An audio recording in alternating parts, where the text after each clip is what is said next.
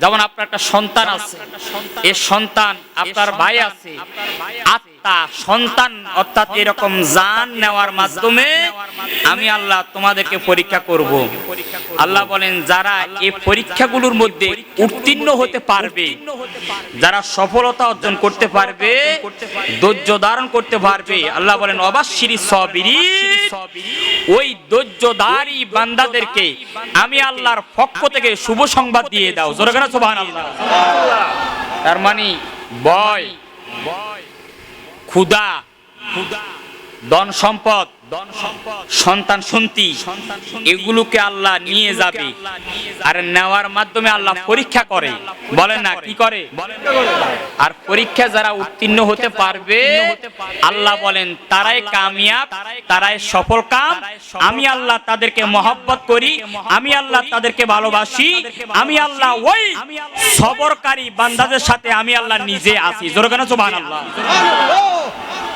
এখন আসেন সবর, ধৈর্যটা কি? খুব খেয়াল করবেন। ধৈর্য হলো, ধরেন আমি বুঝাই দিচ্ছি আপনাদেরকে, আমার এই বাবার ধরেন না আমার কথা বললাম অথবা আপনাদের কথা বললাম, আপনার একজন সন্তান আছে, একটা মাত্র সন্তান, হঠাৎ করে আমার আল্লাহ এই সন্তানটাকে নিয়ে গেল, তখন মানুষ অস্থির হয়ে যায়। কি হয়ে যায়? পাগলের মতন হয়ে যায়। আরে আল্লাহ আমার একটা সন্তান দিল, আল্লাহ আমাকে এই সন্তানটা নিয়ে গেল, আহারে আমি কি করব, আহারে আমার তো নিয়ে গেছে, আহা আমার এত টাকা ছিল টাকাগুলো চলে গেছে, আহা আমার বিল্ডিং ছিল বিল্ডিং ধ্বংস হয়ে গেছে। এইরকম চলে গেলে মানুষ এরকম অস্থিরতা অনুভব করে কিনা? আল্লাহ বলেন বান্দা, ধৈর্য হলো তাকে বলা হয় যখন এই মুসিবত আসবে, এই মুসিবতের সময় অস্থিরতা থেকে আপনাকে বিরত থাকতে হবে। এক। দ্বিতীয় নাম্বার, আমরা কথা বলি কিসের মাধ্যমে? জিহ্বা। আরো জোরে কোন নাকি? যখন বিপদ আপদ আসবে এই বিপদের সময় জিহ্বার অভিযোগ থেকে আপনাকে বিরত থাকতে হবে। অর্থাৎ অভিযোগ মানে কি?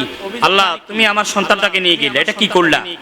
আল্লাহ তুমি আমার টাকা পয়সা সব ধ্বংস করে দিলে, এটা কি করলা? আল্লাহ তুমি আমার মাল সবকিছু নিয়ে গেলে, এটা কি করলা? এরকম অনেক মানুষ অভিযোগ করে না? করে কি না? দেখবেন অনেক মানুষ কি বলে জানেন? আল্লাহ মনে হয় আমার ছাড়া আর কাউকে দেখে না, সব কাল আল্লাহ আমাকে দেয়, আমার কাছে সবকিছু নিয়ে যায়। এরকম কিছু মানুষ আছে কিনা? আল্লাহ বলেন এই জিহ্বাকে সংযত রাখতে হবে। অর্থাৎ আল্লাহ কিছু নিয়ে গেলে অভিযোগ দেওয়া যাবে না, মনকে দৃঢ়স্থির রাখতে হবে।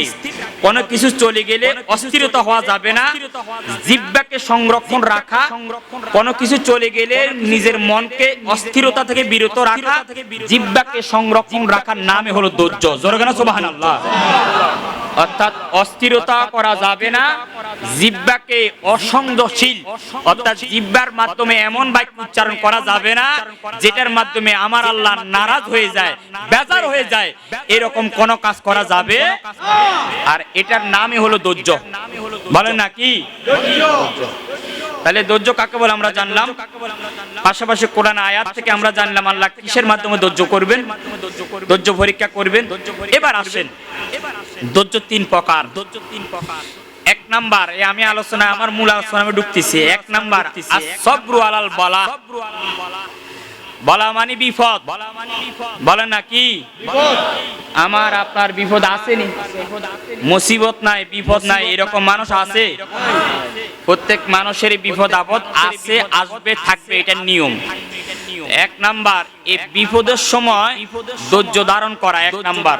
দুই নাম্বার as-sabru আলাল তাআত, আল্লাহর আনুগত্যের মধ্যে থাকা, আল্লাহর উপর আনুগত্য করা, এটার উপর ধৈর্যশীল হওয়া। দুই নাম্বার। তিন নাম্বার as-sabru আলাল মাসিয়াত, গুনাহ থেকে বিরত থাকা, অর্থাৎ এই বিষয়ে আপনাকে ধৈর্য ধারণ করা গুনার উপর। তো আমি প্রথম নাম্বার as-sabru আলাল বালা এটা দিয়ে শুরু করি, যে বিপদ আপদে ধৈর্য ধারণ করা।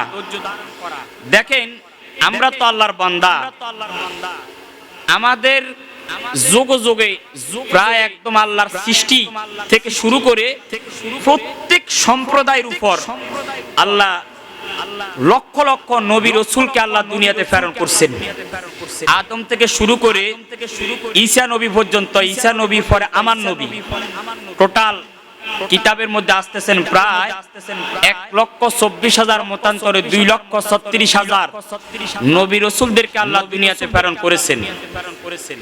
এই নবী রাসূলদেরকে আল্লাহ দুনিয়াতে প্রেরণ করেছেন, ওনারা হলেন নবী, ওনারা হলেন রাসূল, আর আমরা হলাম উম্মত। ওনারা হলো আল্লাহর পয়গম্বর, আমরা হলাম আল্লাহর বান্দা। তার মানে ওনারা হলেন নবী, আমরা হলাম উম্মত। বেশ কম আছে কিনা?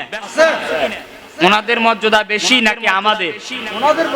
নবীদের সাথে কোনো তুলনা করা যাবে তো বাবা, আমরা তো ক্ষুদ্র মানুষ, নগণ্য মানুষ। যারা আল্লাহর বন্ধু, যারা আল্লাহর নবী, যাদেরকে দ্বীনের দাওয়াত দেওয়ার জন্য যোগে আল্লাহ এই দুনিয়াতে পাঠাইছেন, সেই নবীদেরকে আল্লাহ সবচেয়ে কঠিন পরীক্ষা করেছেন, কঠিন মুসিবত দিয়েছেন, কঠিন বিপদ দিয়েছেন। আর নবীরা এই কঠিন মুসিবত, কঠিন বিপদের সময় আল্লাহর উপর এমন ভাবে ধৈর্য ধারণ করেছেন, এমন ভাবে আল্লাহর উপর অটল ছিলেন। আর সেই নবীদের ধৈর্যটা, বিপদের সময় নবীরা আল্লাহর উপর যে অটল থাকা, সেটা কিয়ামত পর্যন্ত আল্লাহ আমাদের জন্য উপমা, উদাহরণ হিসাবে এই দুনিয়ার মধ্যে রেখে গেছেন। জোরে কান সুবহানাল্লাহ। যেমন কিভাবে? আমি এবার আপনাকে শুধু ধৈর্য সম্পর্কে বলতে পারেন, হুজুর এগুলো কেন বলবেন? আমাদের প্রত্যেকটা আলোচনা থেকে আমরা শিক্ষণীয় বিষয় বাইর করবো। এখান থেকে কি শিখবো আমরা? দেখেন, আল্লাহ যে, আমরা তো বান্দা, আমরা তো নবীদের উম্মত। যুগে যুগে প্রত্যেক নবীদেরকে, আমার নবীকে হযরতে জাকারিয়া নবীকে, ইব্রাহিম নবীকে, আইয়ুব নবীকে, মূসা নবীকে, এরকম যুগে যুগে হযরতে দাউদ নবীকে, হযরতে ইউসুফ নবীকে, হযরতে ইয়াকুব নবীকে যুগ যুগ ধরে আল্লাহ এত কঠিন বিপদ দিয়ে, মুসিবত দিয়ে আল্লাহ পরীক্ষা করেছেন। আমরা হলে মনে হয় একদিন ওনাদের সামনে টিকতাম না, এত কঠিন পরীক্ষা আল্লাহ ওনাদেরকে দিয়েছেন। তো সেই তুলনা বাবা, আমরা অনেক ভালো অবস্থায় আছি। আমি কয়েকটা উদাহরণ দিব, এরপরে আমরা ধৈর্যের পরে আমরা শুকরের মধ্যে আলোচনা চলে যাব। প্রথম নাম্বার, আল্লাহ যে নবীদেরকে বিপদ দিয়ে, মুসিবত দিয়ে পরীক্ষা করেছেন, তাদের মধ্যে এক নাম্বার, আল্লাহ যাকে সবচেয়ে বিপদ দিয়েছেন, মুসিবত দিয়েছেন, তাদের মধ্যে এক নাম্বার নবী হলেন হযরতে আইয়ুব আলাইহিস সালাম। বলেন না, কি নাম? আপনারা নাম শোনেন নাই মনে হয়, নামটা কি একটু কঠিন? কি নাম? আইয়ুব। আরো জোরে কোন না, কে? আইয়ুব আলাইহিস সালামকে আল্লাহ পরীক্ষা করেছেন। আমরা একদিন জ্বর হলে আমরা বিরক্ত বোধ করি, একটু সর্দি হলে আমরা অসহ্য হয়ে যাই, চোখের মধ্যে ব্যথা হলে আমরা মানে আল্লাহর কাছে অনেক অভিযোগ দিয়ে ফেলি। কিন্তু নবীদের জীবনী যখন আমরা দেখি, এক এক নবীকে আল্লাহ পাহাড় পরিমাণ বিপদ, মুসিবত দিয়ে আল্লাহ পরীক্ষা করেছেন। আর এই পাহাড় পরিমাণ বিপদ, মুসিবত, পরীক্ষার মধ্যে উত্তীর্ণ হয়ে সকল নবীরা আল্লাহকে রাজি করে বলছেন। জোরে কান সুবহানাল্লাহ। আল্লাহুম্মা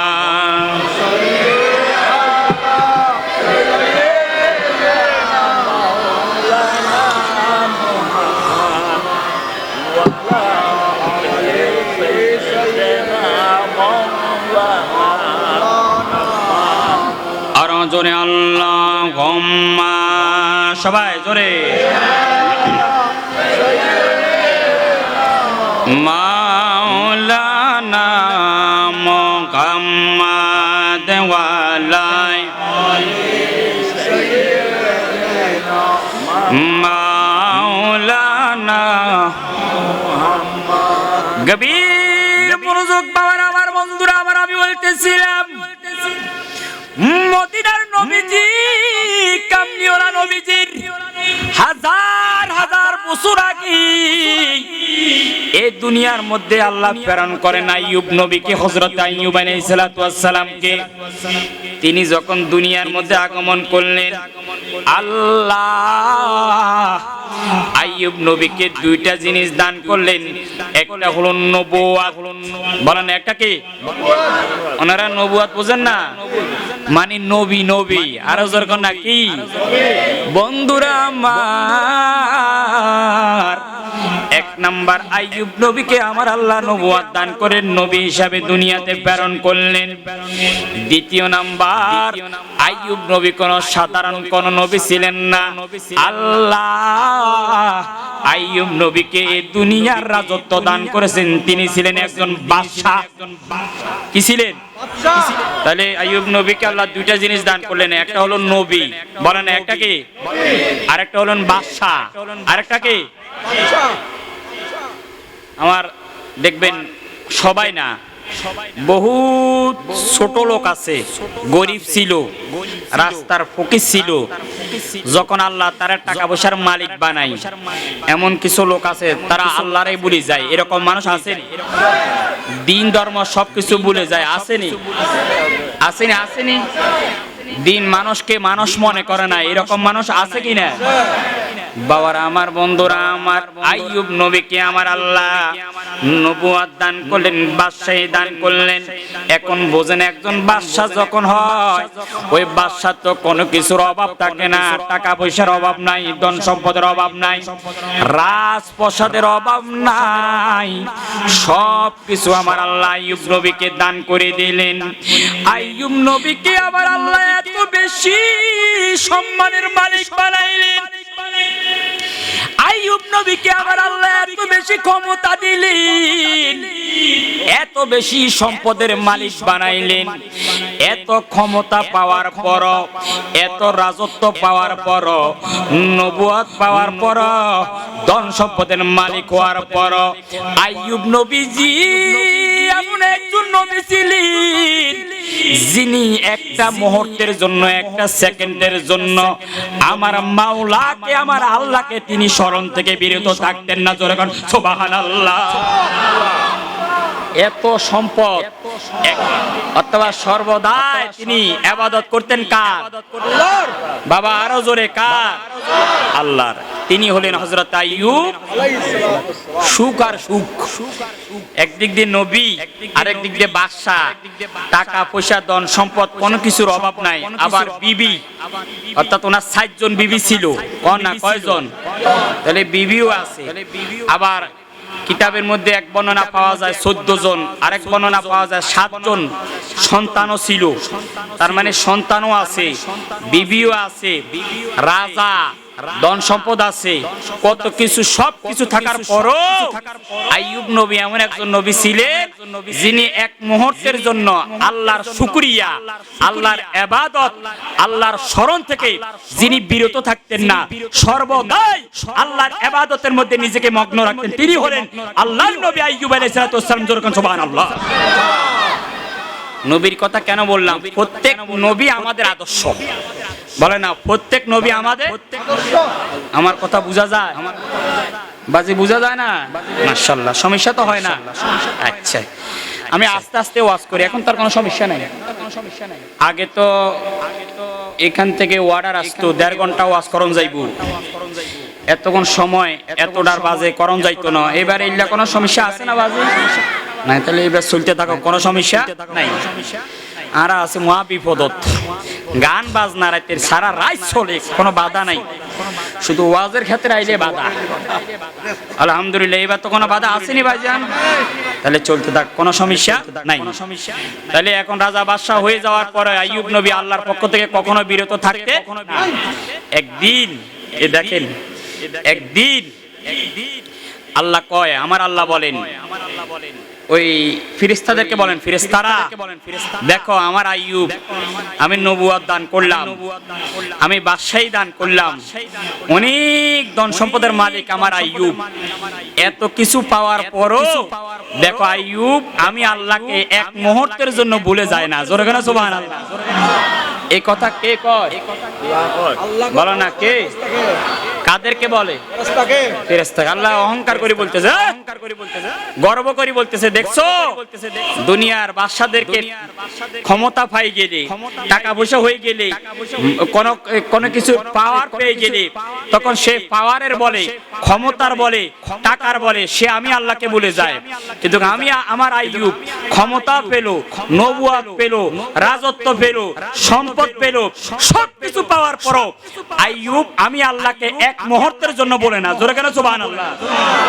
এই কথা কে কয়? আল্লাহ বলে। আল্লাহ কাকে বলে?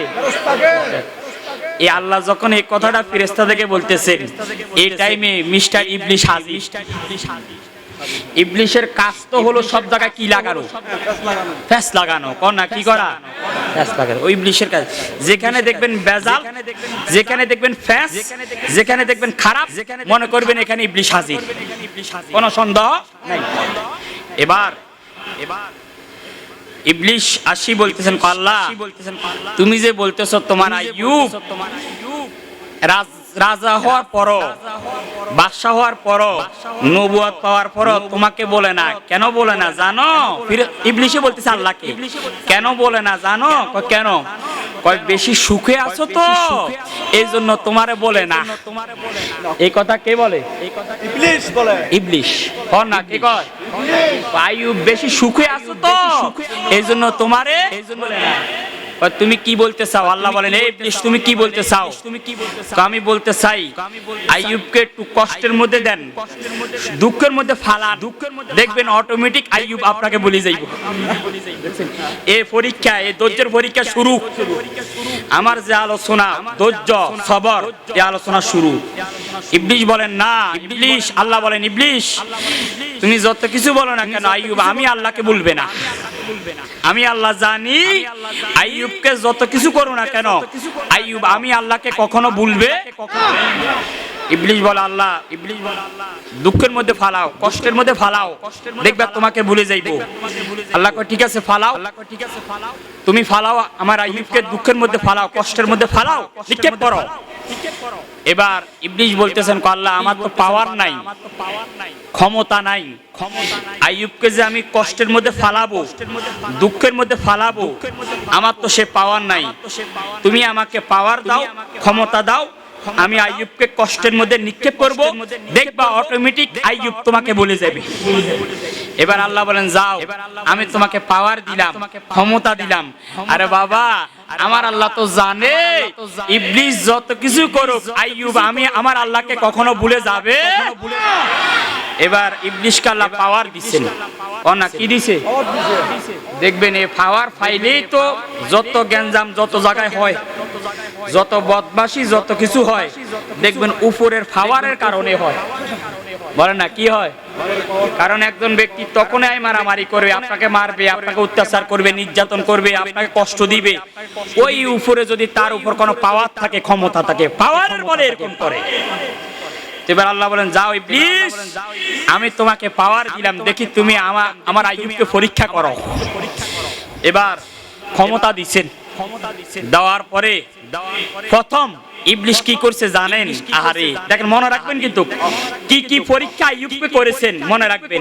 এক নাম্বার পরীক্ষা, ইবলিশ খুব দ্রুত গতিতে মারাত্মক স্পিডে বাতাস দিল। বাতাস, এই বাতাসের মাধ্যমে হযরত আইয়ুব আলাইহিস সালাতু ওয়াস সালাম যেহেতু রাজা ছিলেন, ওনার বিশাল বড় উটের খামার ছিল, খামার। এই বাতাসের মাধ্যমে হযরতে আইয়ুব নবীর যত উট আছে সবগুলো উটকে ধ্বংস করে ফেললো, শয়তানে মেরে ফেললো। জোরে কোন নাউজুবিল্লাহ। আল্লাহুম্মা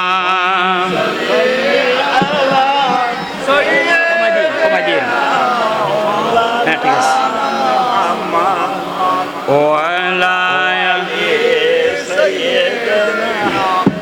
মাওলানা মুহাম্মদ আল্লাহুম্মা জোরে জোরে মাশাআল্লাহ।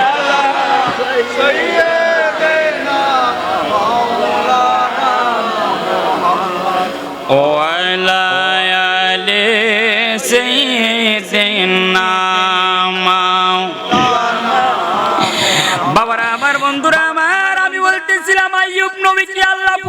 শুরু করে দিলেন। এক নাম্বার পরীক্ষা, আইয়ুব নবীর যতগুলো উট আছে সবগুলো উট ধ্বংস করে দিল, মেরে ফেললো। উটের খামারের দায়িত্বে যে সমস্ত লোকেরা আছে একটা দৌড় মেরে বাদশার দরবারে আসলেন, আইয়ুব নবীর কাছে আসলেন। নবী গো, এমন একটা ঘটনা ঘটে গেল, কি বলবো আপনাকে, আমরা তো বলতে কষ্ট পাচ্ছি। কয় কি? এবার তার দায়িত্বের লোকেরা বলতেছেন, ও আইয়ুব, মারাত্মক বাতাস এসে সবগুলো উট আমাদের মরে গেছে, মারা গেছে। আইয়ুব নবী একটা বারের জন্য উফ করেন নাই, আহ করেন নাই, কোনো আফসোস করেন নাই। আইয়ুব নবী শুধু একটা কথাই বললেন, হে আমার উটের খামারের লোকেরা, যে মালিক, যে আল্লাহ এই উটগুলোকে দিছে আমাকে, সে আল্লাহ উটগুলো নিয়ে গেছে, এই বিষয়ে আমার কোনো আফসোস নাই, আপত্তি নাই। জোরে বল সুবহানাল্লাহ। দেখছেন না অবস্থা? আজকে যদি আপনার যদি উট কয়েক হাজার উট ছিল, সব মরে গেছে, কয়েক হাজার দরকার না, আপনার আমার 5টা গরু যদি মারা যায়, অনেকে হার্ট ফেল, আমার বাজিকে হার্ট, আফসোস তো পরের কথা, হার্ট ফেলেও মারা যাবে। কিন্তু আইয়ুব নবী এই পরীক্ষা শুরু আর কি। দেখেন, আপনাদেরকে এখান থেকে শিক্ষা নিতে হবে। যত কঠিন মুসিবত আসুক না কেন, বিপদের সময়, মুসিবতের সময় ধৈর্য ধারণ করতে হবে। কার উপর? কখনো অধৈর্যশীল হওয়া যাবে। এবার আইয়ুব নবী কয়, যে মালিক, যে আল্লাহ আমাকে উট দিয়েছেন, তিনি নিয়ে গেছেন, এ ব্যাপারে আমার কোনো আপত্তি। তার মানে শয়তান পাস করলো না ফেল করলো? বলে না, কি করলো? যদি আইয়ুব আফসোস করতেন, করতো, তার মানে আইয়ুব হারিয়ে যেত। তার মানে আইয়ুব বলছেন, আমি আল্লাহর উপর ছেড়ে দিলাম, আল্লাহ নিয়ে গেছে, আমার কোনো আফসোস। শয়তান কি ফেল? বলে না কি? আমার আল্লাহ ডাক দিয়া বলে, মিস্টার ইবলিস, আমি না বলেছিলাম আমার আইয়ুব কখনো আমি আল্লাহর ইবাদত ছাড়বে না, আমি আল্লাহর যে নিয়ামত সেটা থেকে আমার আইয়ুব কখনো খালি ফেরত যাবে না। এবার শয়তান বলে, আল্লাহ অপেক্ষা করো, দেখবা তোমার আইয়ুব কিভাবে ধৈর্যহারা হয়ে যায়। এবার দ্বিতীয় নাম্বার, হাজার হাজার ছাগলের খামার, খুব মনে রাখবেন, বেড়ার খামার, ঘোড়ার খামার, লক্ষ লক্ষ হাজার হাজার ছাগল বেড়া একটা জায়গার মধ্যে রয়েছে। অনেক দ্রুত গতিতে স্পিরিটে বাতাস এসে এই হাজার হাজার ছাগল বেড়াগুলোকে মুহূর্তের মধ্যে ধ্বংস করে দিল, মেরে ফেললো। ওই খামারের লোকেরা আইয়ুব নবীর কাছে এসে বলেন, আইয়ুব, আমাদের সকল ছাগল আপনার নিজের বাড়ি, গাড়ি, রাজপ্রাসাদ সবকিছু আগুনে জ্বালিয়ে দিয়েছে। আল্লাহর নবী আইয়ুব একটা ডাক দিয়ে বলে, কি আমার উম্মতেরা, হে আমার আল্লাহর বান্দারা, আল্লাহ আমাকে রাজপ্রাসাদের মালিক বানাইলো, আর এই রাজপ্রাসাদ গুলো ধ্বংস হয়ে গেল, আমার আল্লাহ নিয়ে গেল। আমি আইয়ুবের এই বিষয়ে বিন্দু পরিমাণ কোনো আফসোস নাই। জোরে কোন সুবহানাল্লাহ। তার মানে এখানেও শয়তান কি? আরো জোরে কোন না কি? শয়তান কোন সুবিধা করতে পারলো না। টাকা নিল, বাড়ি গাড়ি সবকিছু নিয়ে নিল, ধন সম্পদ নিয়ে গেল, কোনো কিচ্ছু হলো না। এবার শয়তান চিন্তা করলো, এতগুলো ধ্বংস করলাম, আইয়ুবকে কোনোভাবে হারাতে পারলাম না, আল্লাহর ইবাদত থেকে দূরে সরাইতে পারলাম না। এবার শয়তান আরেকটা ব্যবস্থা নিল, আরেকটা ফন্দি ব্যবস্থা গ্রহণ করলো। যখন ইব্রাহিম নবী মূর্তির কাছে গেলেন, ওনার বাবা নিয়ে গেলেন, ওনার চাচা আজর। ইব্রাহিম নবী বলেন, এটা কি? এটা তো মূর্তি, এটা কি কারো ক্ষতি করতে পারে, উপকার করতে পারবে? এটা তো কিছু করতে পারে না। ইব্রাহিম নবী মনে মনে ইচ্ছা পোষণ করলো, সবাই যখন কোথাও চলে যাবে, এই সুযোগে আমি মূর্তিগুলো ভাঙ্গি চুরচুর করে ফেলবো। ঠিক ওনার সম্প্রদায়ের এক জায়গায় চলে গেছে। এই ফাঁকে ইব্রাহিম নবী কাঁধের মধ্যে কুঠাল নিয়ে ওই মূর্তির কাছে গিয়ে বলে, মূর্তি, দেখি তুই তো খোদা, তুই দেখি আমি ভাঙবো, তুই দেখি রক্ষা কর তোকে। এই কথা বলে সব মূর্তি ভেঙে চুরমুচার করে দিচ্ছেন। তারা আসি দেখতেছেন যে কিরে আমাদের খোদাকে তো সব ভেঙে চুরি তছনছ করে দিছে, এখন কে করছে সর্বশেষ তথ্য পাইল এই ঘটনা ঘটাছে ইব্রাহিম নবী। জোরে বলেন সুবহানাল্লাহ। এইভাবে করতে নমরুদ বিতৃষ্ণ হয়ে গেছে, কি করবে না করবে। সর্বশেষ সিদ্ধান্ত নিল ইব্রাহিম নবীকে আগুনের মধ্যে নিক্ষেপ করবে, আগুনের মধ্যে জ্বালাবে। জোরে বলেন নাউজুবিল্লাহ। আচ্ছা কোনছে আমি আপনাদের কাছে জানতাম চাই, নবীদের হেফাজতের মালিক কে? এত আস্তে করে হইতো না, আরো জোরে কোনা কে? জোরে কে? আল্লাহ যদি কাউকে হেফাজত করে দুনিয়ার কোন মানুষ ক্ষতি করতে পারবে? আরো জোরে পারবে? আল্লাহুম্মা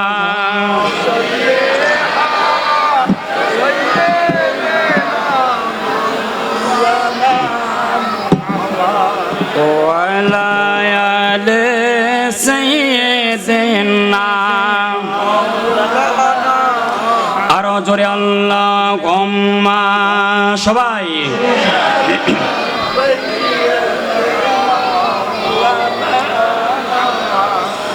ওয়ালা আলি সাইয়্যিদিনা। বাবারা আমার, বন্ধুরা আমার, আমি বলতেছিলাম ইব্রাহিম খলিলুল্লাহ সিদ্ধান্ত নিল ইব্রাহিম নবীকে আগুনের মধ্যে ফালাবে। আগুনের মধ্যে নমরুদ বড় কাফের, এই কাফের ঘোষণা দিলেন তোমরা লাকড়ি সংগ্রহ করো, কাঠ নাকি। এবার সবাই কাঠ লাকড়ি সংগ্রহ করা শুরু করে দিল। একদিন নয়, 2 দিন নয়, বরাবর 1 মাস এইভাবে লাকড়ি সংগ্রহ করেছেন। আচ্ছা কোনছে আপনাদের পুরো এলাকার মানুষ যদি 1 মাস যদি কাঠ লাকড়ি সংগ্রহ করে কতগুলো হবে? অনেক, হ্যাঁ অনেক, পাহাড় পরিমাণ, বিশাল বড় পাহাড় পরিমাণ লাকড়ির বোঝা হয়ে গেল। এখন ইব্রাহিম নবীকে এই লাকড়ির মধ্যে আগুন জ্বালা দিবে, মাঝখানের মধ্যে ইব্রাহিম নবীকে নিক্ষেপ করবে।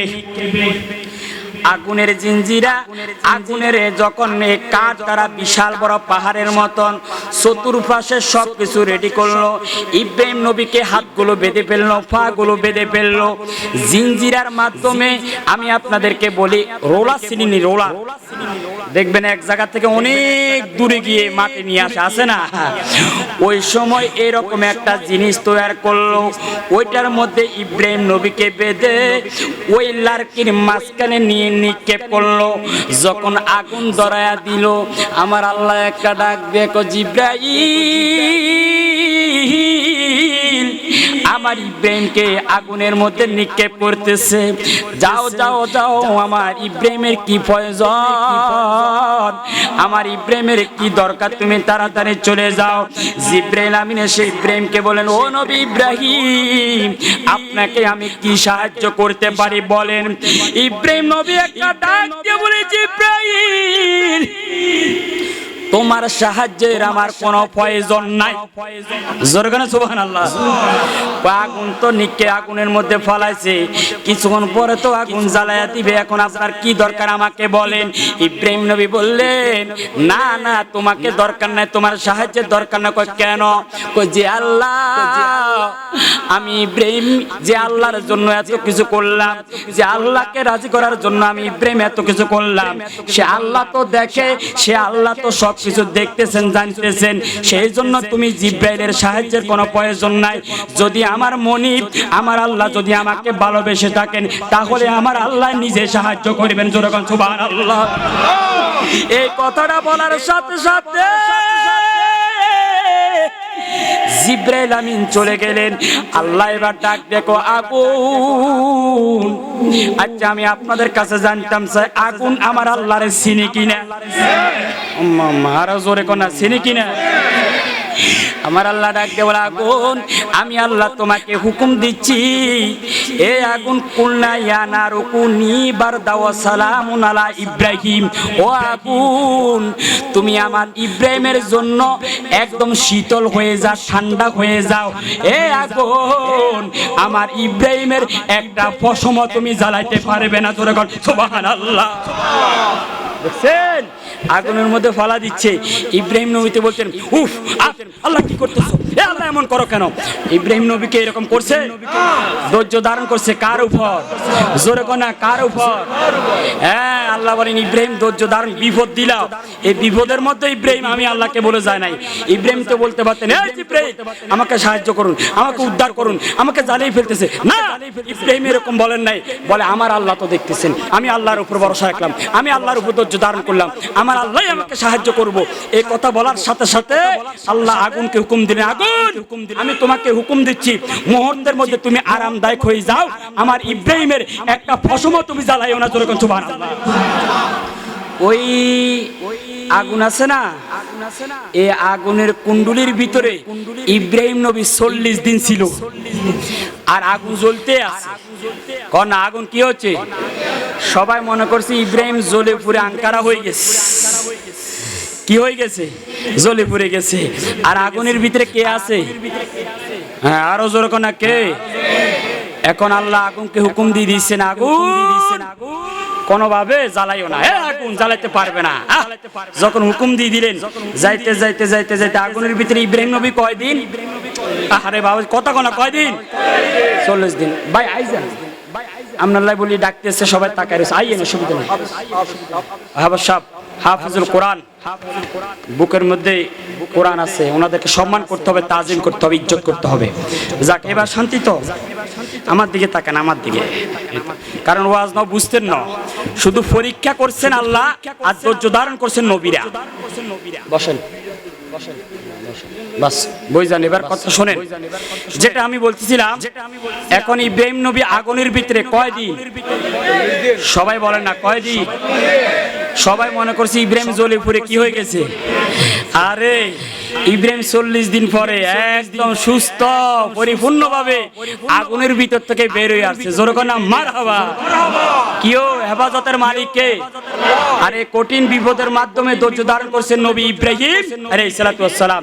সেজন্য বিপদ আসলে ধৈর্য ধারণ করতে হবে এবং মাওলার উপর ভরসা রাখতে হবে, আল্লাহর উপর ভরসা রাখতে হবে, আর হেফাজত করবেন আমার আল্লাহ। 1 2 নাম্বার, বাবা সবচেয়ে কঠিন পরীক্ষা, আপনার নিজের হাতে কি নিজের ছেলেকে জবাই করতে পারবেন? এটা কি সম্ভব? সম্ভব? এর চাইতে কি বড় পরীক্ষা হতে পারে? যদি আগামীকাল বলেন, বাবা আপনার ছেলেকে আপনি জবাই করেন, আপনি কি বলবেন? আল্লাহ এত বড় পরীক্ষা, আমি পারবো না বাবা, আমার দ্বারা সম্ভব না। বলবিনি। কিন্তু ইব্রাহিম নবীকে আল্লাহ বলছেন, ইব্রাহিম আমি তো তোমার অনেক পরীক্ষা করেছি, দেখি তোমার ধৈর্যটা কেমন, তোমার পরীক্ষা উত্তীর্ণ হতে পারো কিনা। এবার আরেকটা পরীক্ষা করো। কি পরীক্ষা? আল্লাহ কি পরীক্ষা? তোমার প্রিয় জিনিস কোরবানি দাও। জোরে বলো সুবহানাল্লাহ। একদিন দিল, তিনি চিন্তায় পড়ে গেলেন শয়তানে দেখাইছে কিনা। দ্বিতীয় দিন দিল, তৃতীয় দিন যখন স্বপ্নে দেখাইলেন, তিনি নিশ্চিত হয়ে গেলেন এটা শয়তান নয়, বরং এটা আমার আল্লাহ দেখাচ্ছেন। এখন প্রিয় জিনিস বলতে কি? আরে 90 বছর বয়সে, কন্যা কয় বছর? 90 বছর বয়সে আল্লাহ একটা সন্তান দিচ্ছে, বুড়া বয়সে একটা সন্তান পাইছে। কোন সে? এই 90 বছর বয়সে যদি একটা সন্তান পায়, এটার প্রতি মায়াটা কম না বেশি? আরে বাজি 90 তো দূরের কথা, 40 বিয়ে করে আপনাদের চট্টগ্রাম তো আবার বিয়ে করে 40 বছর বয়স। আমি বহুত জনকে দেখছি মারা যাওয়ার টাইমে বাচ্চা এরকম হাঁটা উঠা করে। আমি কইলাম কি রে অবস্থা কেন? কোন বিয়ে করেছে 40 বছর বয়সে, এখন বুড়ো হয়ে গেছে বেচারা, বাচ্চা এখন হাঁটা উঠা করে। জিজ্ঞেস করলাম কেন, কারণ কি? মূল কারণ হলো কাবিন। কাবিন বুঝেননি? মোহর এক মোহর নির্ধারণ করে 40 লাখ, 30 লাখ, 20 লাখ। আর সবার পক্ষে মোহর আদায় করা সম্ভব? এই মোহরের জ্বালায় বহুত লোক বিবাহ করে না। বাবা একটা মাসালা আপনাদেরকে বলি দিই, মোহর কি? মোহর হলো স্বামীর প্রতি স্ত্রীর একটা হক, অধিকার। এখন আমি 50 লাখ টাকা মোহর করলাম, শরীয়তের মাসালা হলো স্ত্রীকে স্পর্শ করার আগে, ধরার আগে স্ত্রীর মোহরানা আদায় করে দেওয়া আবশ্যক। কন্যা বুঝেন নাই কথা? আমরা তো এখন যাই সর্বশেষ, প্রথমে আমরা আমাদের জীবন শুরু করি, ম্যাডাম আমি তো আপনার টাকা দিতে পারতেছি না, আপনি আমার মাফ করে দেন। আমাদের জীবন শুরু হয় মাফ দিয়ে। আসেনি? তো সেজন্য বাবা শরীয়তের নিয়ম হলো ছেলের সামর্থ্য অনুযায়ী একটা ছেলে যদি 1 লাখ টাকা দিতে পারবে তাহলে ওই অনুযায়ী মোহর নির্ধারণ করা উচিত। আজকে যদি মোহর ওই শরীয়ত মোতাবেক নির্ধারিত হতো তাহলে যুবকদেরকে আজকে 30, 35, 40 অপেক্ষা করতে হতো না। প্রাপ্তবয়স্ক বিবাহ বয়স হলে বিবাহ হয়ে যেত, মেয়েরাও বিবাহিত হয়ে যেত।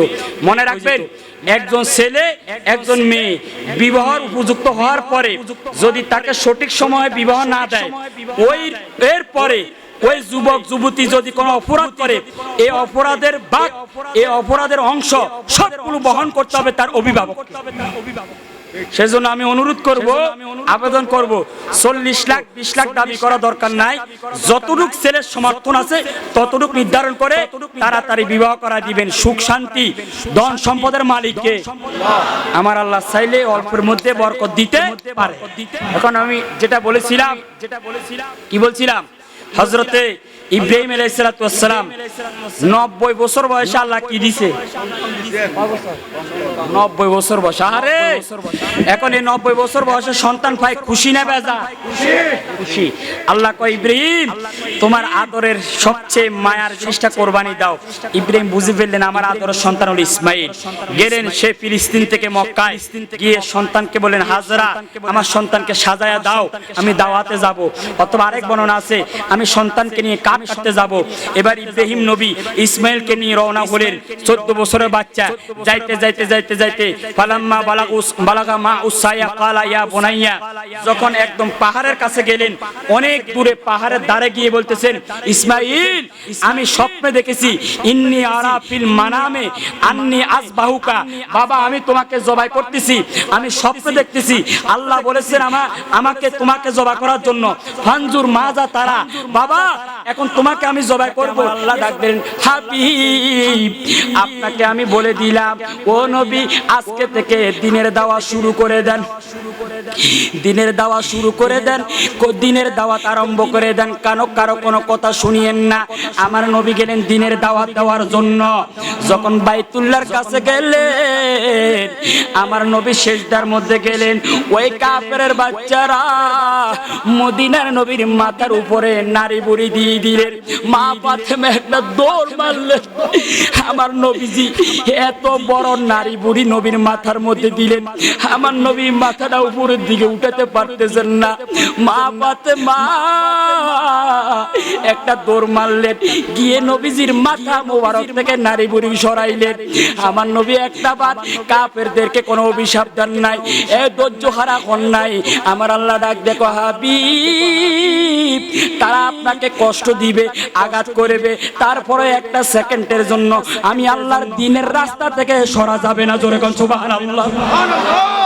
বাবারা আমার, বন্ধুরা আমার, নবীর বয়স 51। কন্যা কত? আরো জোরে কত? আমার নবী গেলেন, যারা মক্কা শরীফ গেছেন, বাবা মক্কা শরীফ তো অনেকবার গেছেন না, মক্কা শরীফ থেকে অনেক দূরে একটা জায়গা আছে তায়েফ। তায়েফ কন্যা কোথায়? নাম শুনছেন নি? আমার নবী যেখানে জন্মের পরে যে জায়গায় 4 বছর ছিলেন ওই জায়গার নাম হলো তায়েফ। ওই জায়গার মধ্যে আমার নবীর একজন মা আছে, মা হালিমাতুস সাদিয়া। জোরে কোন সুবহানাল্লাহ। আর আমার বন্ধুরা আমার, নবী আমার যায়েদ বিন সাবিতকে নিয়ে আমার নবী গেলেন তায়েফের ময়দানে। মা আয়েশাকে প্রশ্ন করলো, খুব খেয়াল করেন, শুকরিয়া আদায় করলে কি লাভ। দেখেন মা আয়েশাকে প্রশ্ন করলো, হে আয়েশা নবীজি রাতের বেলা নামাজ কেমনে পড়তো, কতক্ষণ পড়তো, কিভাবে পড়তেন? তো মা আয়েশা বলেন, নবীজি রাতের প্রথম অংশে ঘুমিয়ে যাইতেন, অর্থাৎ প্রথম দিকে ঘুমিয়ে যেতেন। রাত যখন গভীর হতো নবী ঘুম থেকে উঠে ওযু কালাম করে নামাজ শুরু করে দিতেন। 1 রাকাত নামাজের মধ্যে নবীজি সূরা বাকারা পুরাটা তেলাওয়াত করে ফেলতেন। জোরে করে সুবহানাল্লাহ। আর আজকে আমরা 1 রাকাত 4 রাকাত পড়ি ফেলি 1 মিনিট। আচ্ছা এখন আসেন, এইভাবে পড়তে পড়তে পড়তে যখন ফজরের নামাজের আযান দিত, হযরতে আমার মা আয়েশা বলেন, এই ফজরের আযান দেওয়ার সাথে সাথে আমার নবী চলে যেতেন, বাবা শেষ কথা কইেন না, আমার নবী, এটা শুকরের ওয়াজ। আমার নবী চলে গেলেন মসজিদে নববীর মধ্যে, গিয়ে একামত দিতেন হযরতে বেলাল। আমার নবী নামাজে দাঁড়ায় যেতেন, নামাজ শেষ করতেন, আসসালামু আলাইকুম ওয়া রাহমাতুল্লাহ, আসসালামু আলাইকুম ওয়া রাহমাতুল্লাহ। আজান সালাম দেওয়ার পরে এবার আমার নবী, আহারে আমরা তো নামাজ শেষ করে কার আগে কে বাইর হয়ে যাব, বিশ্বযুদ্ধ শুরু হয়ে যায়, একজনের জুতা আরেকজন নিয়ে যায়, এরকম নজির আছে, এরকম ঘোরা করে যাইতে। মা আয়েশা বলতেছে, হযরত মুগিরা ইবনে শোবা বলতেছেন, নবীজির নামাজ পড়ে নবীজি এবার তো নামাজ পড়তেন পশ্চিম দিকে, এইভাবে নামাজ পড়ার পরে আমার নবী আর দাঁড়াইতেন না, আমার নবী এইভাবে পূর্ব দিকে মুসল্লিদের দিকে ফিরে বসতেন। জোরে বলেন সুবহানাল্লাহ। এবার নবীজি ওয়াজ করতেন, বিভিন্ন ওসিয়ত করতেন। যখন পশ্চিম আকাশে, আহারে যখন দেখতো পূর্ব আকাশে যখন সূর্য উঠে গেছে, এবার আমার নবী দাঁড়াতেন। সাহাবায়ে কেরাম বলেন, নবী যখন দাঁড়াইতেন আমরা দেখতাম হাত্তা তাআররামাত অথবা হাত্তা ইনফাকাতাত কদমাহু সাল্লাল্লাহু আলাইহি ওয়াসাল্লাম। আহারে আমার মদিনার নবী সারা রাত দাঁড়ায় দাঁড়ায় নামাজ পড়ার কারণে নবীজির কদম মোবারকগুলো ফুলে মোটা হয়ে যেত। সাহাবীরা প্রশ্ন করলেন, আতা তাখাল্লাফু হাযা ইয়া রাসূলুল্লাহ, হুজুর এত কষ্ট কেন করেন? কাদ গাফারাল্লাহু লাকা মা তাকাদ্দামা মিন যামবিকা ওয়া মা তাআখারা, আল্লাহ তো আপনাকে নিষ্পাপ করে এনেছেন, নিষ্পাপ করে নিয়ে যাবেন, অর্থাৎ আপনার অথবা আপনার উম্মতদের আগের গুনাহ মাফ করে দিবেন, পরের গুনাহ মাফ করে দিবেন। জোরে বলেন সুবহানাল্লাহ। এই জায়গায় আমার দেশের কিছু মুলবিরা এই মাসালার ক্ষেত্রে ভুল করে ফেলে। তারা করে মা তাকাদ্দামা মিন যামবিকা ওয়া মা তাআখারা, হে নবী আপনার আগের গুনাহ আল্লাহ মাফ করে দিয়েছে, পরের গুনাহ আল্লাহ মাফ করে দিবেন। জোরে বলেন নাউজুবিল্লাহ। এ বাবা, আমার নবী কি গুনাহ করতে পারে? আওয়াজে বুঝাতে পারে? পারে। কোন ব্যক্তি যদি বলে নবী গুনাহ করছে, তাহলে তার ঈমান থাকবে? আরো জোরে থাকবে। আমার নবী নিষ্পাপ, বলে না নবীরা কি? আরো জোরে নবীরা কি? ইমাম আযম বলেন, আল আম্বিয়া মুনাজ্জাহুনা কাবলা নবুওয়াত বাদা নবুওয়াত কুল্লু সাগাইরা কবাইল। হাসান বিন সাবিত বলেন, ইন্নাকা উলিকতা মুবাররান মিন কুল্লি আইবিন কাআন্নাকা কুলিকতা কামা তাশাউ, নবীদেরকে আল্লাহ নিষ্পাপ করে এনেছেন, নিষ্পাপ করে নিয়ে যাবেন। ঠিক সাহাবী বলতেছেন, হুজুর আপনি তো নিষ্পাপ হয়ে এসেছেন, নিষ্পাপ হয়ে দুনিয়া থেকে চলে যাবেন, এত নামাজ কেন পড়েন, এত রোজা কেন রাখেন, এত ইবাদত কেন করেন? এবার আমার নবী কি বলেন জানেন? আমার নবী বলেন, আফালা আকুনা আবদান শাকুরা, ও সাহাবীরা আমি কি ওই আল্লাহর শুকরিয়া আদায় করব না যে আল্লাহ আমি রাসূলুল্লাহকে লামাকান নিয়ে গেছে, অন্য কোন নবীকে নেয় নাই, যে আল্লাহ আমি রাসূলুল্লাহকে হাউজে কাউসারের মালিক বানাইছেন, অন্য কোন নবীকে বানান নাই, যে আল্লাহ আমি নবীকে শাফাআতে কুবরা মালিক বানাইছেন, অন্য কোন নবীকে বানান নাই, যে আল্লাহ আমি রাসূলকে কোটি কোটি উম্মতের মালিক বানাইছেন, অন্য কোন নবীকে বানান নাই। এতগুলো নিয়ামত আল্লাহ দান করেছেন, আমি কি আল্লাহর শুকরিয়া আদায় করব না? হ্যাঁ, ওই আল্লাহর শুকরিয়া আদায় করার জন্যই আমি নবী বেশি বেশি আল্লাহর ইবাদত করি। জোরে বলুন সুবহানাল্লাহ। তাহলে সর্ব অবস্থা শুকরিয়া আদায় করতে হবে কার? আরো জোরে কার? জোরে জোরে কার? আল্লাহ কি আপনাকে রিজিক দেয় নাই? ছেলে মেয়ে দেয় নাই? বাড়ি গাড়ি দেয় নাই? অঙ্গ প্রত্যঙ্গ দেয় নাই? তো সে আল্লাহর শুকরিয়া আদায় করার দরকার আছে কিনা? জোরে জোরে আছে কিনা? এখন সে আল্লাহর শুকরিয়া আদায় করার সবচেয়ে বড় মাধ্যম হলো নামাজ। আরো জোরে কি? আরো জোরে কি? সর্বশেষ মুসা নবী, নাম শুনছেন? আরো জোরে নাম শুনছেন? একদিন মুসা নবী রাস্তা দিয়ে হাঁটে, এক লোক এসে বলে, মুসা আল্লাহ আমারে এত সম্পদ দিছে, এখন আমি চাচ্ছি তুমি একটু আল্লাহকে জিজ্ঞাসা করিও আমার এই সম্পদগুলো কিভাবে কমে যাবে, কিভাবে কমানো যায়, তুমি একটু আল্লাহর কাছে জিজ্ঞাসা করিও, আমার এত বেশি সম্পদ আর ভালো লাগে। আচ্ছা ঠিক আছে, একটু সামনে গেলেন, আরেক লোকের সাথে সাক্ষাৎ, হে মুসা আমার ভাঙা চূড়া কর, হে মুসা আমার কিচ্ছু নাই, তুমি আল্লাহকে জিজ্ঞাসা করিও আল্লাহ কিলে আমার এত গরিব বানাইছে, এই ভাঙা চূড়া কর ছাড়া আর কিচ্ছু নাই, আল্লাহ আমার দড়ি বানায় না কেন? কয় নাম্বার গেছে? প্রথম কি বলছিলাম? হ্যাঁ, সম্পদ বেশি কমে যাই লাগে, আর দ্বিতীয়ত বেশি গরিব, সম্পদ বাড়ে না, মনে দেখবেন বাজি। আচ্ছা সর্বশেষ আরো সামনে গেলেন, এক লোকের সাথে সাক্ষাৎ, এর চোখ নাই, বুঝলেন না কথা, এক হাত নাই, পা একটা নাই, অর্থাৎ মাজুর, ও নাকি তো এবার ওই লোক বলে, এ মুসা, তুমি আল্লাহকে জিজ্ঞাসা করিও আল্লাহ কেন আমারে বানাইলো, এরকম কেন করলো, কারণটা কি, আমার দিয়ে কি করবি আল্লাহ, কেন এইভাবে বানাইবো, বানাইতো চোখগুলো দিত, হাতগুলো দিত, তারপরও তো হইতো, কিন্তু আল্লাহ আমার সৃষ্টি করছে, কোনো অঙ্গ প্রত্যঙ্গ দেয় নাই, আমার দিয়ে কি করবি আল্লাহ। তাহলে এখন কয়জন হয়েছে, ইউ বাজি কয়জন, প্রথম জন কি বলছে, হ্যাঁ সম্পদ কমার জন্য, দ্বিতীয় জন গরিব, আর তৃতীয় জন, খুব সুন্দর একটা কথা বুঝছেন। এবার আসেন আল্লাহর কাছে যাই, মুসা সবগুলো জিজ্ঞাসা করছেন। এবার প্রথম জনের কাছে আসছে, কার কাছে, আসার পরে বলতেছে, হে মুসা কি হলো, আল্লাহ বলছে তুমি আল্লাহর শুকরিয়া কমায় দাও, তুমি আল্লাহর শুকরিয়া করিও না, দেখবে অটোমেটিক তোমার সম্পদ কমে যাইবো, জোরে না সুবহানাল্লাহ। ওই লোক কয় জীবন যাইতে গা পারে, আল্লাহ আমার এত কিছু দিছে, আমি কোনোভাবে আল্লাহর শুকরিয়া শেষ করতে পারবো, এ ওয়াজ শেষ খানান ভাই, এ ওয়াজ শেষ করার জন্য নিয়ে আইছি ওনার ছবি তোলার জন্য, আমি মনে করছি বলে এই তো আমি শেষ করে দিচ্ছি। আচ্ছা এখন আসেন, আমি জীবন যাইবো, আল্লাহ আমার এত সম্পদ দিছে, এত সুন্দর বডি দিছে, এত কিছু দিছে, আমি কোনোভাবে আল্লাহর শুকরিয়া শেষ বন্ধ করতে পারবো, তাইলে আল্লাহর শুকরিয়া আদায় করলে বুঝা গেল, আল্লাহর শুকরিয়া আদায় করলে সম্পদ বাড়া দেয় কে, এ দুরকম কে, আল্লাহ। দ্বিতীয় নাম্বার ব্যক্তি কি বলছিলাম, হ্যাঁ সম্পদ কমে। এবার মুসা নবীকে, এ গরিব তুমি একটা কাজ করো, তুমি আল্লাহর শুকরিয়া আদায় করো, বেশি বেশি আল্লাহর কি করো, তাহলে সম্পদ বাড়ি যাবে। হে কয় আর কত করতাম, মানে বিরক্ত বোধ করছে। বাড়ির মধ্যে যাই দেখে দে যে সোনার ঘর যেটা আসিল অটোমেটিক আগুন লাগে, এটাও ধ্বংস হয়ে গেছে। তার মানে বোঝা গেল আল্লাহর শুকরিয়া না আদায় করলে যেটা আছে এটাও ধ্বংস হয়ে যাবে, কথা বোঝেন নাই। তাহলে যেটা আছে এটার প্রতি শুকরিয়া আদায় করতে হবে কার, আর তৃতীয় নাম্বার কি, চোখ নাই, অঙ্গ প্রত্যঙ্গ কিচ্ছু নাই, সে কি বলছে, আমার কেন বানাইছে। এবার মুসা নবী বলতেছেন, হে মাসুদ, আল্লাহ বলছেন জাহান্নামের মধ্যে একটা গর্ত আছে, জোরে না সুবহানাল্লাহ, একটা ছিদ্র আছে, কোন না জাহান্নামের একটা কি আছে, ছিদ্র আছে, তোমারে দিয়ে ওই ছিদ্রটা আল্লাহ পূর্ণ করবেন, জোরে না সুবহানাল্লাহ। এবার ওই মাজুর কয় আলহামদুলিল্লাহ,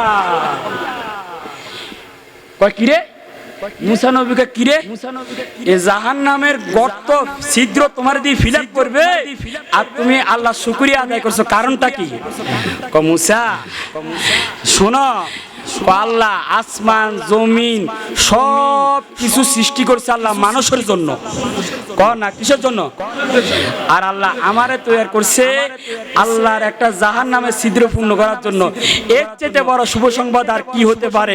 সেই জন্য আমি আল্লাহর শুকরিয়া আদায় করলাম। কিছুক্ষণ পরে দেখলো যে আল্লাহ ওই মাজুর ব্যক্তিটাকে পরিপূর্ণভাবে সুস্থ দান করে দিয়েছে, তাইলে বলেন বিপদে আপদে মুসিবতে সব সময় আমরা শুকরিয়া আদায় করব কার, জোরে জোরে কার, আরো জোরে কার। তাহলে শুকরিয়ার ক্ষেত্রে আমি দুইটা হাদিস বললাম, একটা বললাম আমার নবী বলছেন যে আল্লাহ আমাকে এত কিছু দিয়েছেন সেজন্য আল্লাহর শুকরিয়া আদায় করি। দ্বিতীয় নাম্বার মুসা নবীর এই আলোচনা থেকে বুঝতে পারলাম সর্বক্ষণ সর্ব অবস্থায় আমরা শুকরিয়া আদায় করব কার, আল্লাহ। আর আখলাকুল হাসানা সম্পর্কে শুধু একটাই বলবো, মা আয়েশাকে প্রশ্ন করলেন, ও আয়েশা আমার নবীর চরিত্রটা কেমন, মা আয়েশা বলতেছেন হুলকুহুল কোরআন, পুরা কোরআনটাই হলো নবীর চরিত্র, জোরে না সুবহানাল্লাহ। এই দুনিয়ার মধ্যে শ্রেষ্ঠ মানুষ হলো ওই ব্যক্তি যার চরিত্র সুন্দর, কর না কি সুন্দর, আরো জোরে কার, যার চরিত্র সুন্দর তার সব সুন্দর। তাহলে এই সংক্ষেপ আকারে আজকের বাজি প্রথমে আইয়ুব নবীর ধৈর্যের কথা বললাম, আইয়ুব নবীকে আল্লাহ কি দিয়ে ধৈর্য ধারণ করছেন, ধৈর্য পরীক্ষা করছেন। ইব্রাহিম নবীর কথা বললাম, উনি কিভাবে ধৈর্য ধারণ করছেন। জাকারিয়া নবীর কথা বললাম, কিভাবে ধৈর্য ধারণ করছেন। আমার নবীর কথা বললাম, কিভাবে ধৈর্য ধারণ করেছেন। শুকরিয়ার আলোচনা করতে গিয়ে আমার নবী কি বললেন, মুসা নবী কি বললেন, এখান থেকে প্রমাণ হয়ে গেল ধৈর্য, শুকরিয়া, তাওয়াক্কুল, ভরসা সর্বদাই আমরা রাখতে হবে কার উপর, কোনোভাবে আল্লাহকে ছাড়া যাবে, আরো জোরেন কোনোভাবে আল্লাহকে ছাড়া যাবে। আল্লাহ আমাদেরকে ধৈর্য ধারণ করার এবং শুকরিয়া আদায় করার, উত্তম চরিত্র ধারণ করার, আল্লাহর উপর ভরসা করার তৌফিক দান করুন, আমিন। সর্বশেষ 3টা প্রশ্ন আছে। 1 নাম্বার প্রশ্ন, আমার ভাই প্রশ্ন করছে, হে বাবা প্রশ্নগুলো খেয়াল করেন। 1 নাম্বার প্রশ্ন হলো কসর নামাজ বুঝেননি আপনারা? ধরেন না, আপনি যদি দূরে কোথাও সফরও যান, যেমন আমি আজকে ঢাকা থেকে আপনাদের এখানে আসলাম, আসার পরে আমি আসর পড়ছি বাটিয়ারিতে। কোথায়? তো ওখানের মধ্যে আসরের নামাজ কয় রাকাত? ও বাজি ইবানও জানে। আমি একবার অজ্ঞ মানুষকে জিজ্ঞাসা করলাম ফজরের নামাজ কয় রাকাত? 19 রাকাত। ভাগ্য মা। এবার বললাম যে জোহর কয় রাকাত? তুমি মনে মনে কই যেহেতু ফজর 4 রাকাত জায়গা 19 কইছি, এবার জোহর তো 12 রাকাত, তার মনে এটা ডাবল করে ফেলবে। বললাম জোহর কয় রাকাত? 26 রাকাত। তার মানে বোঝা যায় তার সাথে নামাজের কোনো সম্পর্ক। এবার আপনারা কোন ফজর কয় রাকাত? জোরে জোরে কয় রাকাত? সুন্নত কয় রাকাত? ফরজ কয় রাকাত? এবার আপনারা বলেন জোহরের ফরজ কয় রাকাত? হ্যাঁ, আর আসর কয় রাকাত? আসর হলো 4 রাকাত, ফরজ 4 রাকাত, সুন্নত 4 রাকাত, এটা হলো সুন্নতে জায়েদা, আর জোহরটা হলো সুন্নতে মুআক্কাদা। এখন প্রশ্ন হলো হুজুর, আমি যখন আসলাম তখন আমি আসরের নামাজ পড়ছি 2 রাকাত, কয় রাকাত? প্রশ্ন করতে পারেন হুজুর কেন? যেহেতু আমি মুসাফির হয়ে গেছি, আমি যেহেতু ঢাকা থেকে আসছি, আমি চট্টগ্রাম আসার পর আমি কি হয়ে গেলাম? এখন প্রশ্ন করতে পারেন হুজুর মুসাফির কাকে বলে? মুসাফির ওই ব্যক্তিকে বলে, এ বাবা খেয়াল করেন, ওই ব্যক্তিকে বলে কোন ব্যক্তি যদি 48 মাইল, কয় না কয় মাইল, অথবা 72 কিলোমিটার, কারণ কিলোমিটার হলো ছোট, মাইল হলো বড়, তাহলে মাইল হলে কয় মাইল? 48। আরো জোরে কোন কি? কোন ব্যক্তি যদি 48 কিলোমিটার দূরে সফরের উদ্দেশ্যে বাইর হয়, ঘর থেকে বাইর হয়ে যাওয়ার পরে তার যে বাউন্ডারি আছে, এই ধরেন আপনার এই এলাকাটা হলো আপনার বাউন্ডারি, এই আপনার এলাকা থেকে যখন আপনি 48 কিলোমিটার ধরেন আপনি কুমিল্লা যাবেন, আপনি যখন এই বাউন্ডারি থেকে বের হয়ে যাবেন তখন আপনি মুসাফিরের আওতা পড়ে যাবেন। যদি আপনি হাটাজারি গেছেন, হাটারে যাওয়ার পরে এখন আপনার জোহরের টাইম হয়ে গেছে, শরীয়ত মোতাবেক তখন আপনি পুরা পড়বেন না, বরং আপনি কসর পড়বেন। কেন? যেহেতু আপনি 48 মাইল সফরের উদ্দেশ্যে আপনি ঘর থেকে বের হয়ে গেছেন, যখন আপনি বের হয়ে যাবেন তখন থেকে বের হয়ে যাওয়ার পর থেকে আপনি মুসাফির। বুঝেন নাই কথা আপনারা? বের হয়ে যাওয়ার পর থেকে আপনি কি মুসাফির। তাইলে কয় মাইল সফরে যাইতে হবে? কয় মাইল? 48 মাইল দূরে যদি সফরে যান, আপনি রাউজান থেকে বের হাটাজারি গেছেন, জোহর রক্ত হয়ে গেছেন, তখন আপনি 4 রাকাত, আপনি পড়বেন কয় রাকাত? 2 রাকাত। আপনি গেলেন মিরসরাই, আসরের টাইম হয়ে গেছে, পড়বেন কয় রাকাত? 2 রাকাত। তার মানে 48 মাইল দূরে কোথাও সফরে বের হলে মুসাফির, আর মুসাফিরের জন্য 2 রাকাত পড়তে হবে। ঘর থেকে আপনার বাউন্ডারি থেকে বের হয়ে যাওয়ার পর থেকে আপনি মুসাফির হিসাবে গণ্য হয়ে যাবেন। আপনার বাউন্ডারি থেকে বের হয়ে যাওয়ার পর থেকে আপনি মুসাফির হয়ে যাবেন। তখন যে কোনো নামাজ, যেমন আপনি বাউন্ডারি বলতে আপনার এলাকা, বাউন্ডারি বলতে আপনার কি এলাকা, এটা কিতাবে আছে, ফিকার কিতাবে আছে, বাউন্ডারি বলতে আপনার এলাকা। এখন আপনি মনে করতে পারেন, ধরেন এখন আপনি চিন্তা করতে পারেন, খুব খেয়াল করেন, আপনি হাটাজারি তো আমি আমার এলাকা না, হাটাজারি তো আপনার এলাকা নয়, আপনার এলাকা হলো এই এলাকা, এই বাউন্ডারি। আপনি ধরেন না, যখন বলতে পারেন যদি আপনি যদি মনে করেন যে হাটাজারি গেলেও আপনি মুসাফির হবেন না, তার মানে ফেনী যাইলে আপনি মুসাফির হবেন, তার মানে মিরসরাই গেলেও আপনি কি মুসাফির হবেন না? না, মুসাফিরের হুকুম হলো আপনার বাউন্ডারি থেকে যখন আপনি বাইর হয়ে যাবেন, বাইর হয়ে যাওয়ার পরে এরপর থেকে আপনি মুসাফির হিসাবে গণ্য হয়ে যাবেন। যেখানে যান আপনি 2 রাকাত 4 রাকাত জায়গায় 2 রাকাত করবেন। 1 নাম্বার মাসালা। এরপরে যদি কোনো প্রশ্ন থাকে আপনারা দেখে নিন, কিতাবের মধ্যে আছে। দ্বিতীয় নাম্বার হলো লাশ।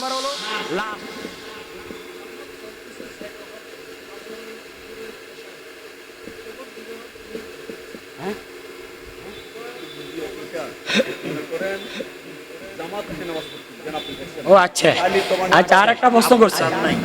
হ্যাঁ, আর একটা সুন্দর কথা, যেমন আমি হাটাজারি গেলাম অথবা আমি কুমিল্লা গেলাম, আমি ঢাকা গেলাম, এখন একজন লোক ধরে না, আমি আজকে যখন এই মসজিদে আসলাম, আমি ইমাম সাহেবকে বললাম আপনি নামাজ পড়ান।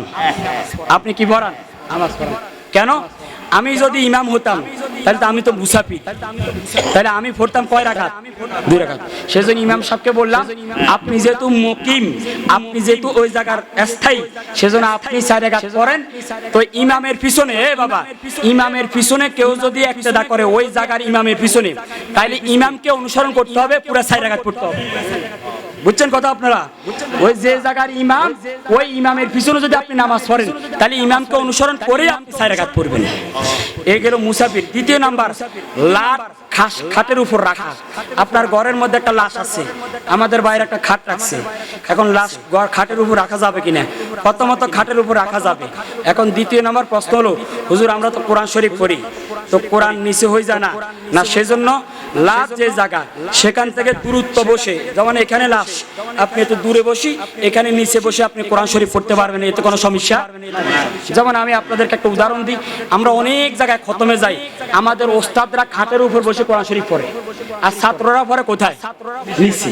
তাহলে তো হিসাব অনুযায়ী তখন ছাত্ররা খাটের উপর উঠে যাওয়া দরকার। তো সেই জন্য না, অর্থাৎ দূরত্ব বজায় রাখি যদি আপনি বসে কোরআন তেলাওয়াত করেন, এই ক্ষেত্রে কোনো সমস্যা হবে না। তৃতীয় নাম্বার প্রশ্ন, মোষ। আমার অবশ্য প্রশ্ন করলো, অনেকে দাড়ি ছোট করে ফেলে, মোষ বড় করে ফেলে। না না না না না না, আমার নবী বলছেন তোমরা মোষকে ছোট করো, দাড়িকে ছেড়ে দাও। নবী বলছেন, হাদিস শরীফে আছে, শরে মানলে আসারের মধ্যে আছে যে কাসু শারে, তোমরা গোফ ছোট করে ফেলো, এবং লেহা দাড়িকে তোমরা ছেড়ে দাও, লম্বা করে ফেলো। এখন আপনি যদি মোষকে বড় করলেন, দাড়িকে ছোট করলেন, তার মানে আপনি আমার নবীর হাদিসের বিপরীত আমল করলেন। সেজন্য না, মোষ ছোট করবেন আর দাড়ি ছেড়ে দিবেন, এটাই হলো আমার নবীর বিধান, আমার নবীর হুকুম। 3 নাম্বার মাসালা। 4 নাম্বার মাসালা, আগামী শনিবার মিলাদুন নবী। আপনারা খুশি না বেজা? জোরে জোরে খুশি না বেজা? কিন্তু কিছু শয়তান আছে, তাদের শরীর চুলকানি শুরু হয়েছে নি? হ্যাঁ হয়েছে নি? এখন আপনাদেরকে কিছু প্রশ্ন করবে, সংক্ষেপ বলি। আপনাদের মিলাদুন নবীর ঈদের দিন আপনারা যে আনন্দ করেন, খুশি করেন, ওই দিন তো নবীজি ইন্তেকাল করছেন, তো আপনারা শোক পালন করেন না কেন?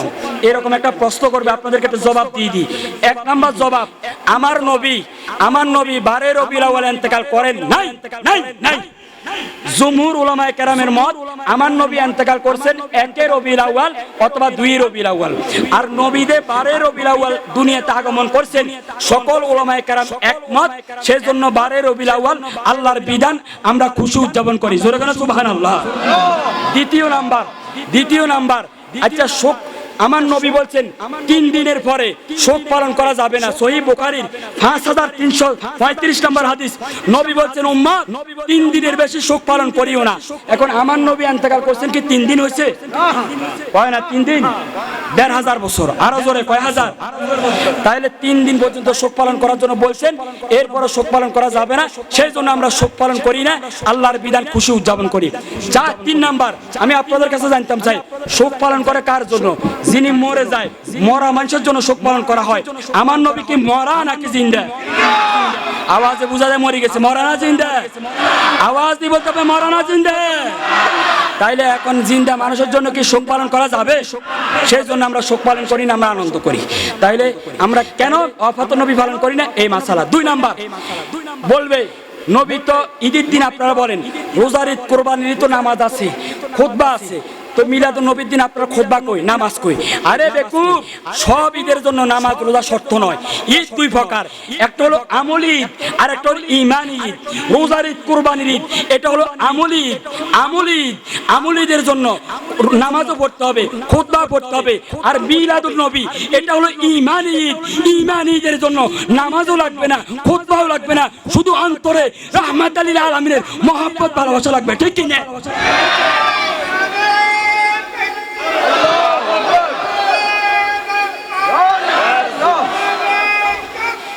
সর্বশেষ আপনাদের জুলুস করেন, এই জুলুস করতে পারেন, সর্বশেষ এই মাসালা শেষ, সর্বশেষ আপনাদের জুলুস করেন, এই জুলুস তো নবী করে নাই, নবীর আমলে হয় নাই, সাহাবীরা করে নাই, তাবিঈনরা করে নাই, আপনারা কেন করেন?